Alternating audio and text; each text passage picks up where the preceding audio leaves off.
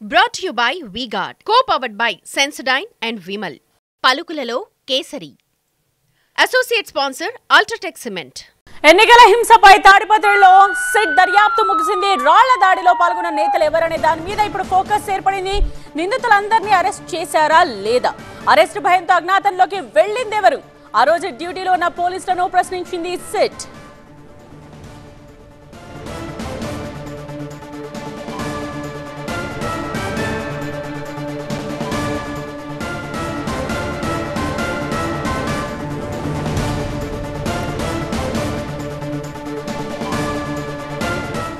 మా ప్రతినిధి నరేష్ లైవ్ లో జాయిన్ అవుతున్నారు ఇదే విషయానికి సంబంధించిన వివరాలతో.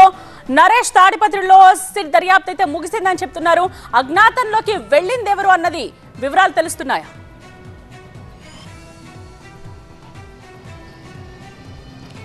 ప్రధానంగా పోలింగ్ రోజు అదేవిధంగా మరుసటి రోజు జరిగినటువంటి అల్లర్లలో ఎవరైతే A1, A2, A3గా ఉన్నారో అటు జేసీ కావచ్చు, ఇటు కేతిరెడ్డి, వీరు ముగ్గురు కూడా ఆ రోజు అల్లర్ల నేపథ్యంలో పోలీసులే స్వయంగా వారిని తాడిపత్రి విడిచిపెట్టి వెళ్లాలంటూ కూడా సూచించిన నేపథ్యంలో వాడు వెళ్ళిపోయిన తర్వాత ఇక ద్వితీయ శ్రేణి నాయకులు అదేవిధంగా కార్యకర్తలు ఎవరెవరైతే రాళ్ల దాడిలో పాల్గొన్నారో వారిలో దాదాపు 91 మందిని ఇప్పటికే పోలీసులు అరెస్ట్ చేసి జైలుకు కూడా పంపించిన పరిస్థితి. దాదాపు 7 కేసుల వరకు నమోదు చేశారు. అయితే అల్లర్లు జరుగుతున్న సమయంలో కావచ్చు, జరిగిన మరుసటి రోజు కావచ్చు, పోలీసుల వైఫల్యం చాలా స్పష్టంగా కనపడుతుంది అన్నది ఎన్నికల కమిషన్ భావిస్తున్నట్టుగా తెలుస్తుంది. ఎందుకంటే జిల్లా ఎస్పీ రాళ్లదాడి జరుగుతున్న సమయంలో అక్కడే ఉన్నప్పుడు కూడా ఎందుకు కంట్రోల్ చేయలేకపోయారు అంటే రాళ్లదాడి కావచ్చు, అదేవిధంగా అల్లర్లు జరుగుతున్న ముందస్తు సమాచారం అసలు ఎస్పీకి ఉందా లేదా అన్నది కూడా ఎన్నికల కమిషన్ భావిస్తుంది. అయితే స్థానికంగా చూసుకున్నట్టయితే ఇంటెలిజెన్సీ విభాగం పూర్తి స్థాయిలో వైఫల్యం చెందుతుంది.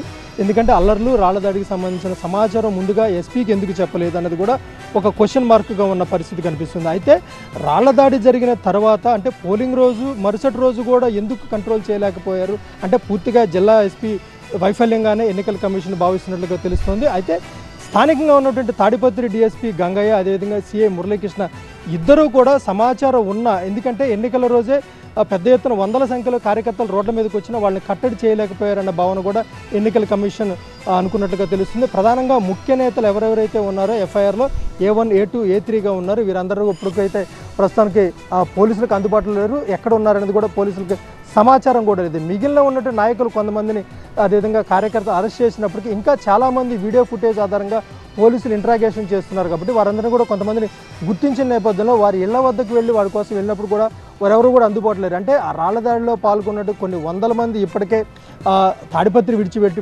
వెళ్ళిపోవడం, ముఖ్య నేతలందరినీ కూడా తాడిపత్రి వదిలి వెళ్ళిపోని సూచించిన నేపథ్యంలో పోలీసులు అయితే మాత్రం పరారీలో ఉన్నటువంటి నాయకులు ఎవరైతే ఉన్నారో, కార్యకర్తలు ఎవరైతే ఉన్నారో వారందరినీ పట్టుకునేందుకు ఇక్కడికే టీంలను ఏర్పాటు చేసి వేరువేరు ప్రాంతాల్లో ఉన్నటువంటి వారందరూ కూడా తీసుకొచ్చేందుకు ప్రయత్నాలు అయితే జరుగుతున్న పరిస్థితి కనిపిస్తుంది. అయితే తాడిపత్రి మాజీ ఎమ్మెల్యే జేసీ ప్రభాకర్ రెడ్డి మాత్రం ఆరోగ్య సమస్య నిమిత్తం హైదరాబాద్లో ఉండి చికిత్స తీసుకున్నాను, ఇవాళ రేపు తాను తాడిపత్రికి వస్తానని కూడా చెప్పే నేపథ్యంలో పోలీసులు కూడా కొంత అలర్ట్ అయ్యారని చెప్పుకోవాలి.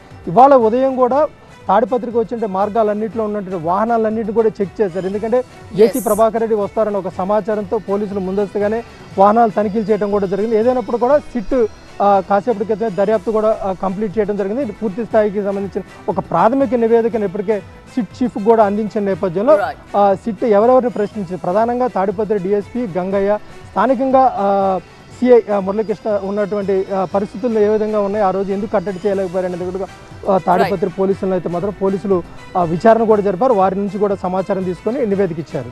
Right Naresh. Brought to you by V-Guard, co-powered by Sensodyne and Vimal. పలుకులలో Kesari. Associate sponsor Ultratech Cement.